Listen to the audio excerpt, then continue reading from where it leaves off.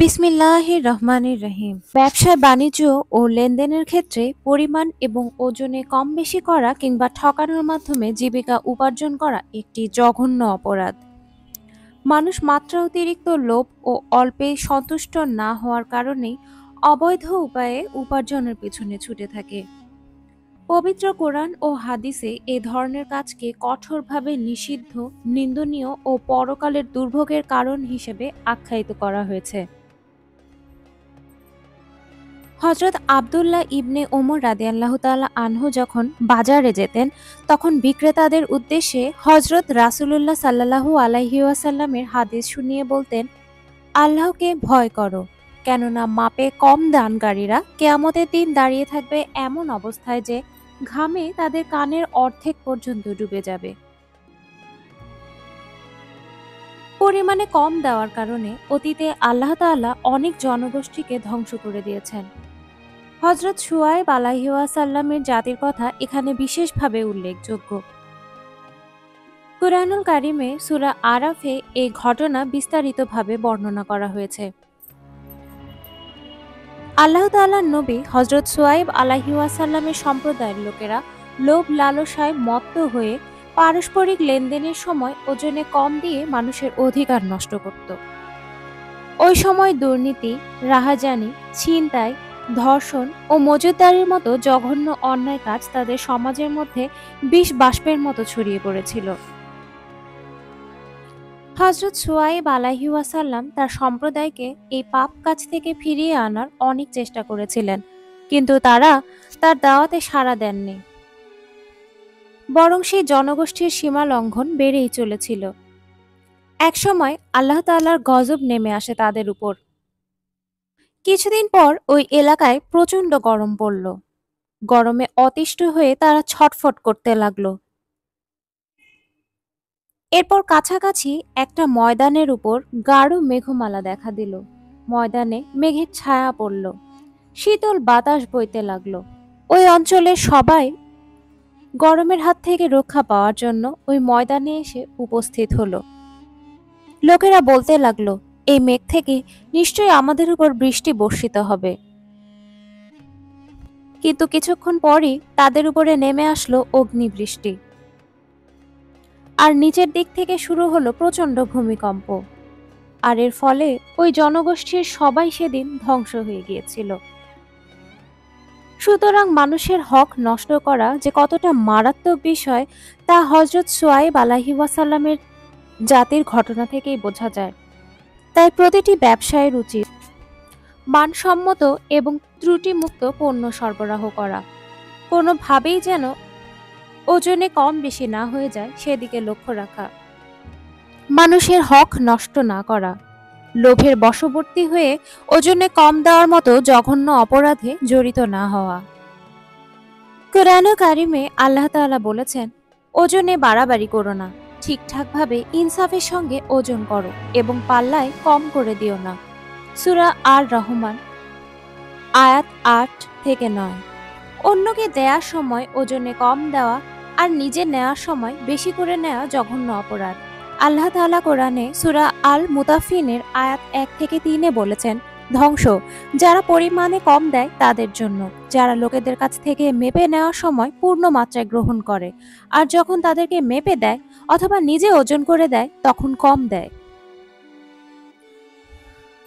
সুতরাং তুমি যখন কাউকে দেবে তখন কম দেবে না। তুমি যে কাজটি তোমার নিজের জন্য পছন্দ করো না, তা অন্যের জন্য কিভাবে পছন্দ করো? তুমি যখন নিজের জন্য নাও, তখন তো তোমাকে মাপে কম দিলে তুমি রাজি হবে না। রাসূল সাল্লাল্লাহু আলাইহি ওয়াসাল্লাম বলেছেন, তুমি তোমার নিজের জন্য যা ভালোবাসো তা অন্যের জন্য ভালোবাসার আগ পর্যন্ত ঈমানদার হতে পারবে না। কুরআনুল কারিমে সূরা হুদে আয়াত ৮৪-তে বলা আছে, হে আমার কায়ম, আল্লাহর ইবাদত করো, তিনি ছাড়া তোমাদের কোনো মাবুদ নেই, আর পরিমাপে ও ওজনে কম দিও না।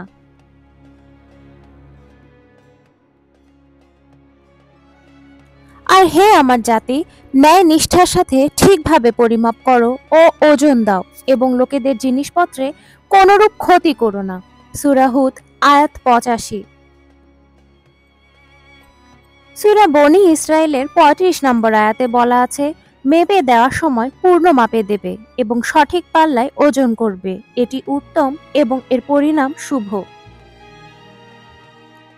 আব্দুল্লাহ ইবন আব্বাস রাদিয়াল্লাহু তাআলা আনহুমা হতে বর্ণিত, তিনি বলেন, রাসূল সাল্লাল্লাহু আলাইহি ওয়াসাল্লাম বলেছেন, যখন কোনো সম্প্রদায়ের লোকেরা ওজনে বা মাপে কম দেয়, তখন শাস্তি স্বরূপ তাদের খাদ্যশস্য উৎপাদন বন্ধ করে দেয়া হয় এবং আল্লাহ তাআলার তরফ থেকে দুর্ভিক্ষ এসে তাদেরকে গ্রাস করে। অপর একটি বর্ণনায় এসেছে যে জাতি মাপে ও ওজনে কম দেয় তাদের রিজিক উঠিয়ে নেওয়া হয়।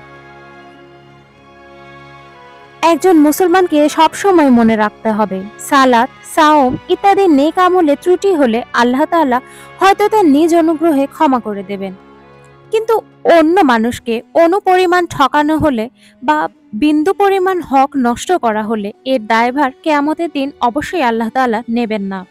আল্লাহ তাআলা ওই প্রতারকের আমল নামা থেকে সমপরিমাণ সওয়াব ওই ব্যক্তিকে দিয়ে দেবেন।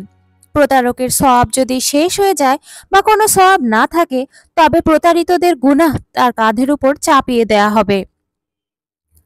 আর সেদিন ওই প্রতারক ব্যক্তি কাঁদতে কাঁদতে যদি তার শরীরের প্রতিটি লোমকূপ থেকে রক্ত প্রবাহিত হতে থাকে, তাতেও কোনো কাজ হবে না। সেদিন এমন ব্যক্তিকে আল্লাহ তাআলা কোনো ক্রমেই ক্ষমা করবেন না, যতক্ষণ পর্যন্ত ওই প্রতারিত ব্যক্তি তাকে ক্ষমা না করেন।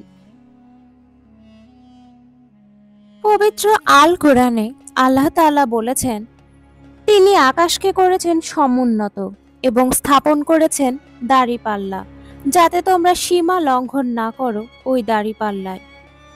তোমরা সঠিক ওজন কায়েম করো এবং ওজনে কম দিও না।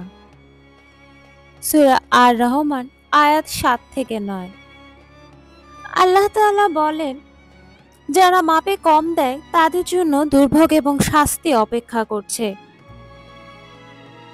তারা নিজেরা নেওয়ার সময় মেপে নেয়, তখন পূর্ণ মাত্রায় নেয় এবং যখন অন্যকে মেপে দেয় তখন কম করে দেয়। তারা কি চিন্তা করে না যে তারা পুনরুত্থিত হবে সেই মহাদিবসে, যেদিন মানুষ দাঁড়াবে বিশ্ব প্রতিপালকের সামনে? ব্যবসা একটি পবিত্র পেশা। পবিত্রতা ও সততার মাধ্যমে ব্যবসা পরিচালিত হলে সেখানে অন্যায় অনিয়ম ঠাঁই পেতে পারে না। ক্রেতা বিক্রেতা কেউই ঠকবে না যদি সৎভাবে ব্যবসা করা হয়, কিন্তু বর্তমানে ব্যবসায়ের ক্ষেত্রে সততা ও পবিত্রতার ঘাটতি ব্যাপকভাবে পরিলক্ষিত হচ্ছে। ঠকবাজি বা জুয়াচুরির মাধ্যমে ওজনে কম দেওয়া বা বেশি দেওয়া মাত্রাতিরিক্ত হারে বেড়েই চলেছে। রাসূল সাল্লাল্লাহু আলাইহি ওয়াসাল্লাম বলেছেন, পাঁচটি বস্তুর কারণে হয়ে থাকে। ১. কোনো জাতি চুক্তি ভঙ্গ করলে আল্লাহ তাদের উপর সেই শত্রুকে বিজয়ী করে দেন। ২.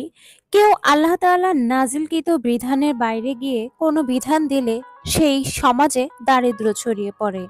৩. কোনো সম্প্রদায়ের মধ্যে অতিমাত্রায় অশ্লীলতা ছড়িয়ে পড়লে তাদের মধ্যে আল্লাহ তাআলার তরফ থেকে মহামারী নেমে আসে। ৪. কেউ মাপে বা ওজনে কম দিলে তাদের জন্য খাদ্যশস্যের উৎপাদন বন্ধ করে দেয়া হয় এবং দুর্ভিক্ষ সেই জনগোষ্ঠীকে গ্রাস করে ফেলে। ৫. কেউ যাকাত দেওয়া বন্ধ করলে তাদের থেকে বৃষ্টি বন্ধ করে দেয়া হয়।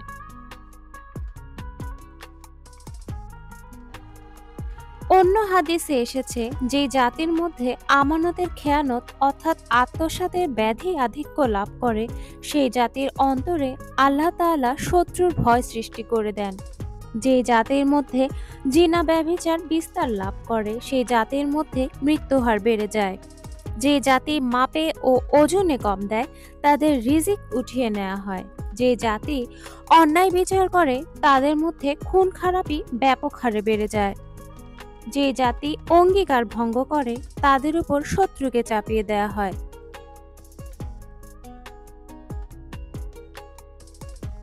রাসূলুল্লাহ সাল্লাল্লাহু আলাইহি ওয়াসাল্লাম বলেন, যেসব অপরাধীরা অসৎভাবে ব্যবসা করে, কিয়ামতের দিন তারা পাপাচারী হিসেবে আল্লাহ তাআলার সামনে উপস্থিত হবে। কেবল সেই সব ব্যবসায়ী ব্যতীত যারা আল্লাহ ভীরু, সৎ কর্মশীল এবং সত্যবাদী। লোভের বশবর্তী হয়ে ওজনে কম দেওয়ার মতো কবিরা গুনাহের সঙ্গে জড়িয়ে পড়া থেকে আল্লাহ তাআলা আমাদের সবাইকে রক্ষা করুন। আমিন।